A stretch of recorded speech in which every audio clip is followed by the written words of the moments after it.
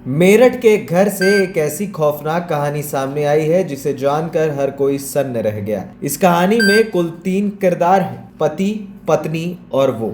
हालात कुछ ऐसे बने कि पत्नी को प्रेमी के साथ मिलकर अपने पति का कत्ल करना था, लेकिन प्रेमी अंधविश्वासी था। वो चाहता था कि अपने पति के सीने पर पहला वार उसकी माशूका खुद करे, जबकि वो खुद उसकी 2 हथेलियां काटना चाहता था। कत्ल की इस खौफनाक कहानी में एक मुर्दा माँ भी है, जिसे पत्नी का प्रेमी बातें भी किया करता था। ये कहानी आपको बेहद हैरान कर देगी और सोचने पर मजबूर कर देगी कि क्या वाकई आज के जमाने में ऐसा होता है। कहानी का आगाज होता है उत्तर प्रदेश के मेरठ से, जहां एक मोहल्ले में मौजूद एक घर के बाहर भीड़ जमा थी। हर एक की निगाहें उसी घर की तरफ। थोड़ी देर बाद वहां पुलिस पहुंचती है। पुलिस के बाद फॉरेंसिक टीम घर में दाखिल होती है। घर के अंदर से और तो कुछ नहीं, नीले रंग के प्लास्टिक का एक ड्रम बाहर निकाला जाता है। अमूमन इस तरीके का ड्रम लोग घर में पानी जमा करने के लिए खरीदते हैं। इसके बाद ड्रम को एक गाड़ी में डालकर ले जाया जाता है। अब ड्रम मेरठ के एक सरकारी अस्पताल के मुर्दा घर पहुंच चुका था। ड्रम जरूरत से ज्यादा भारी था,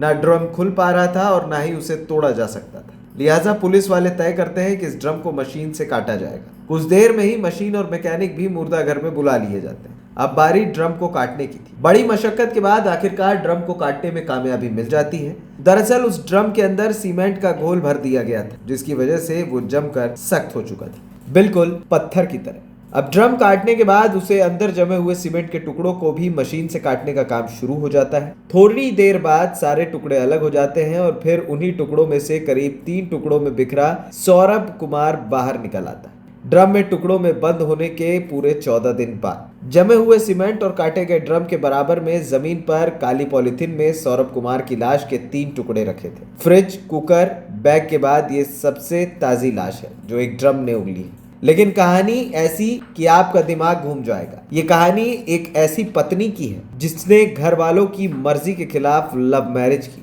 लेकिन लव मैरिज के 3 साल बाद उसे फिर से लव हुआ और उसने अपने पहले प्यार और पति के सीने में अपने हाथों से पहला खंजर उतारा। फिर दूसरे प्यार यानी दूसरे प्रेमी के साथ मिलकर लाश के 3 टुकड़े की, सर धड़ से अलग किया, दोनों हाथों की हथेली काटी, फिर आधी लाश बैग में डालकर बेड के नीचे रख दिया। प्रेमी अब अपने घर चला गया था, लेकिन जाते जाते वो सर और दोनों हथेलियां एक दूसरे बैग में रखकर अपने साथ अपने घर ले गया। प्रेमी के जाने के बाद इधर प्रेमिका को अब बैग में रखी लाश से डर लगने लगा। नींद नहीं आ रही थी, इसलिए तड़के करीब 3 बजे वो भी आधी लाश घर में छोड़कर अपने प्रेमी के घर चली गई। ये कहानी 3 लोगों की है। 29 साल के सौरभ कुमार, 26 साल की मुस्कान रस्तोगी और 28 साल के साहिल शुक्ला की। साल 2016 में सौरभ की मुलाकात मेरठ में मुस्कान से होती है। मुस्कान दोस्ती में बदलती है और फिर दोस्ती प्यार में बदल जाती है। सौरभ ने मुस्कान को बताया कि वो मर्चेंट नेवी में है और लंदन में पोस्टेड है, मगर इसके बावजूद सौरभ के घर वाले मुस्कान से उसकी शादी के लिए तैयार नहीं हुए। सौरभ घर वालों की मर्जी के खिलाफ जाकर मुस्कान से शादी कर लेता है। शादी के बाद वो 6 महीने के लिए लंदन चला जाता है, मगर बाद में पता चलता है कि सौरभ मर्चेंट नेवी में नहीं बल्कि लंदन की किसी बेकरी में काम करता है। उसकी माली हालत भी उतनी अच्छी नहीं थी।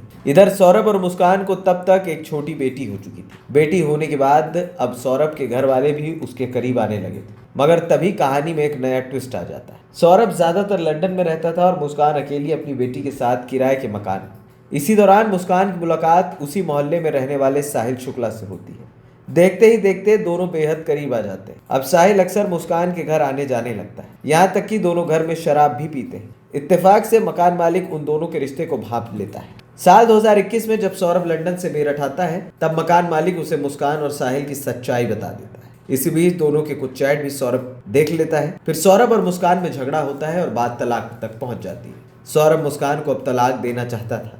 इन्हीं झगड़ों के बीच 2023 में सौरभ फिर से लंदन चला जाता है। अब मुस्कान और साहिल आजाद थे। फिर पूरे 2 साल बाद फरवरी 2025 में ये आजादी खत्म होने वाली थी, क्योंकि सौरभ 24 फरवरी को लंदन से 2 साल बाद मेरठ अपने घर लौट रहा था। 25 फरवरी को मुस्कान का बर्थडे था। वो उसका बर्थडे मनाने के लिए आ रहा था, लेकिन इधर मुस्कान कुछ और ही प्लान करके बैठी थी। उसका इरादा ठीक बर्थडे वाले दिन यानी 25 फरवरी को ही सौरभ को मार डालने का था, मगर ऐसा हो नहीं सका। 25 फरवरी वाली प्लानिंग फेल हुई और सौरभ बच गया, मगर मुस्कान और साहिल अगली प्लानिंग में जुट गए। मुस्कान की बेटी का एग्जाम चल रहा था। 3 मार्च को एग्जाम खत्म होते ही मुस्कान ने अपनी बेटी को अपनी माँ के घर भेज दिया और 3 मार्च का दिन सौरभ के कत्ल के लिए चुना। उसी दिन रात को जैसे ही सौरभ अपने कमरे में सोने गया, मुस्कान ने साहिल को बुला लिया। इसके बाद पहले मुस्कान ने सौरभ के सीने पर तेज तेजधार खंजर से वार किया और फिर साहिल चाकू लेकर सौरभ पर टूट पड़ा। सौरभ पूरी ताकत से लड़ने की कोशिश कर रहा था, लेकिन वो हार गया। मुस्कान उसकी मौत का तमाशा देखती रही। कुछ ही मिनटों में सौरभ की सांसें थम चुकी थी।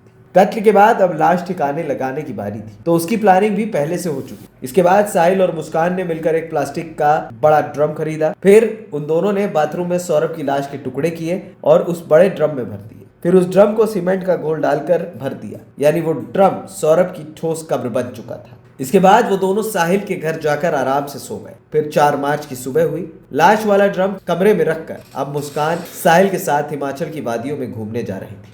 4 मार्च की शाम को ही दोनों एक कैब बुक करते हैं और शिमला, मनाली और कसौल घूमने निकल जाते हैं। उस वक्त मुस्कान अपने साथ कुल 84,000 रुपए लेकर निकली थी। 14 दिन बाद जब पैसे खत्म हो गए तो दोनों ने वापस मेरठ आने का फैसला किया। हालांकि एक दूसरी कहानी यह भी है कि पैसा खत्म होने के बाद मुस्कान सौरभ के अकाउंट से पैसे निकालना चाहती थी। पैसे निकले नहीं तो उसने अपनी माँ को फोन किया। माँ ने कहा कि जब सौरभ तुम्हारे साथ ही घूमने गया है तो पैसे की क्या जरूरत। इस पर मुस्कान अपनी माँ को बताती है कि उसने सौरभ को मार डाला है। तब उसकी माँ पहली बार पुलिस को ये सच्चाई बताती है। इसी के बाद 18 मार्च को पुलिस मुस्कान के इस घर में पहुंचती है और फिर नीले रंग के इस ड्रम से सौरभ की सच्चाई बाहर आती है। ये तो थी कत्ल की कहानी, पर अब कत्ल की कहानी से कहीं ज्यादा सनसनीखेज है कत्ल की प्लानिंग और मुस्कान साहिल के इश्क की दास्तान। तो पहले इश्क की कहानी।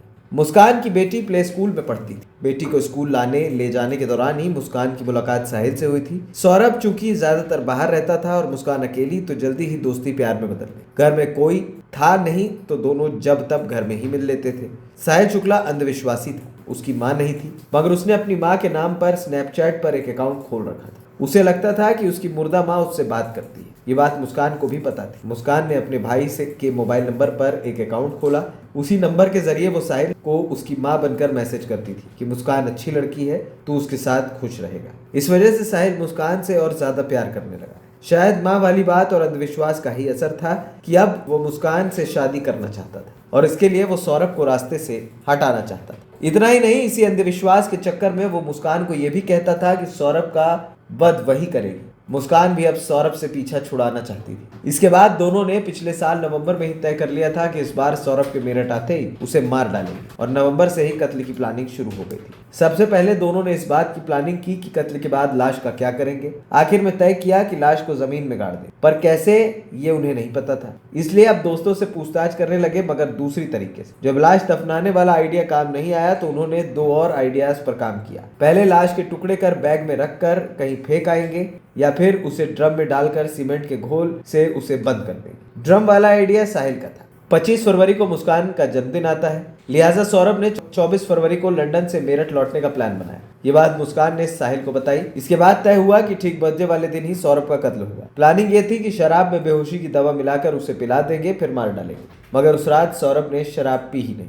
25 फरवरी वाली आइडिया यानी कोशिश नाकाम रही। अब मौत की दूसरी तारीख 3 मार्च को तय की गई, क्योंकि उस दिन मुस्कान और सौरभ की बेटी का एग्जाम खत्म होना था और फिर बेटी को मुस्कान को अपनी माँ के घर भेजना था। प्लान के तहत मुस्कान पहले से ही दुकान से 800 रुपए में 2 चाकू खरीद कर लाई थी। दुकानदार को शक न हो इसलिए कहा कि मुर्गा काटने के लिए चाकू चाहिए। फिर 3 मार्च की रात आई। इस बार शराब की जगह मुस्कान ने सौरभ का पसंदीदा खाना कोफ्ता बनाया और उसी में बेहोशी की दवा मिला दी। जब सौरभ बेहोश हो गया तब देर रात मुस्कान ने साहिल को घर बुलाया और फिर सौरभ के सीने पर पहला वार मुस्कान ने की, क्योंकि सौरभ अंधविश्वासी था और चाहता था कि सौरभ का वध मुस्कान करे। इस साहिल का अंधविश्वास ही था कि उसने कत्ल के बाद सौरभ की दोनों हथेलियां काटी और फिर उसका सिर और हथेलियां अपने साथ बैग में रखकर घर ले गया। दोनों ये भी पहले से तय कर चुके थे कि कत्ल के बाद वो शिमला चले जाएंगे और सबको यही लगेगा कि मुस्कान और सौरभ घूमने गए। कत्ल के बाद सौरभ का फोन भी मुस्कान के पास था। वो सौरभ के फोन से ही उसके भाई बहन को मैसेज करती या मैसेज का रिप्लाई देती, ताकि सभी को ये लगे कि मैसेज सौरभ भेज रहा। पर किस्मत का खेल देखिए या फरेब। बकौल मेरठ पुलिस, मुस्कान सौरभ का कत्ल तो करना चाहती थी, पर वो साहिल से शादी नहीं करना चाहती थी और साहिल ये सब सिर्फ मुस्कान से शादी के लिए कर रहा था। यानी कहानी का क्लाइमैक्स ऐसा नहीं होता तो क्या पता मुस्कान पार्ट 3 भी बन सकती थी। ANP टाइम्स की रिपोर्ट।